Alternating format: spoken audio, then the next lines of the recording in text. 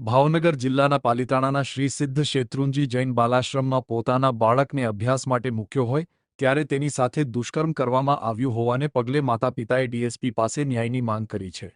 રાજકોટનો દંપતી પોતાના બાળક સાથે બાલાશ્રમમાં ગૃહપતિ દ્વારા દુષ્કર્મ કરાયું હોવાને પગલે ડીએસપી કચેરીએ રજૂઆત કરવા પહોંચ્યું હતું।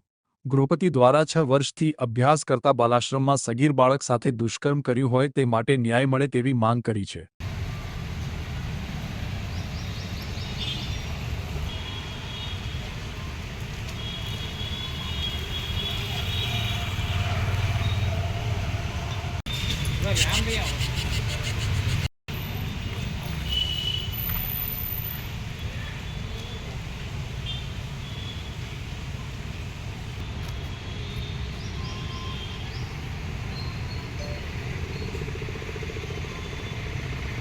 રાજકોટથી આવ્યા છીએ। મારો છોકરો છેલ્લા 6 વર્ષ થઈ ગયા પાલિતાણા બાલાશ્રમમાં ભણે છે, જે આવેલું છે તળેટી રોડ ઉપર અને મહારાષ્ટ્ર રાજેન્દ્ર ભુવનની સામે। અને અમે ન્યાયની માંગણી સાથે આવ્યા છીએ, કારણ કે છેલ્લા 3 વર્ષથી ત્યાંના ગૃહપતિ હસમુખભાઈ શાહ એમની સાથે મારા છોકરા સાથે દુષ્કૃત્ય કરતા હતા, પણ એને બીકમાં રાખ્યો હતો એટલે એ કાંઈ બોલી નહોતો શકતો। અને અત્યારે અમે સાહેબને અરજી કરવા આવ્યા છીએ ભાવનગર, જે એસપી સાહેબને, પાંડે સાહેબને, કે અમને ન્યાય અપાવે। અમે પાલિતાણા ગયા હતા, પાલિતાણા પીઆઈ સાહેબને મળ્યા। પીઆઈ સાહેબનું નામ છે કડોદરા સાહેબ।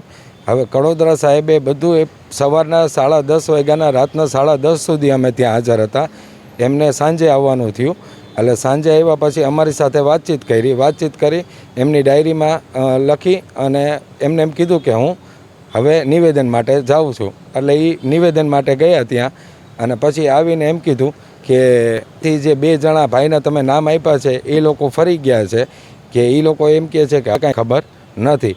જો આ વસ્તુ પોસિબિલિટી થઈ હોય કે આ મારા છોકરા સાથે 16 વર્ષનો છે મારો છોકરો, જો આ દુષ્કૃત્ય સાહેબે કર્યું હોય તો ટ્રસ્ટીને બી ખબર છે, બધાને ખબર છે।